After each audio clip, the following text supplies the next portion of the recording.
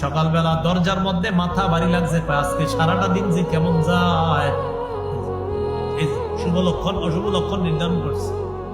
বাসে সকালবেলা ভারী লাগছে, আজকে সারাদিন খবর আছে, অশুভ লক্ষণ নির্ধারণ করছে।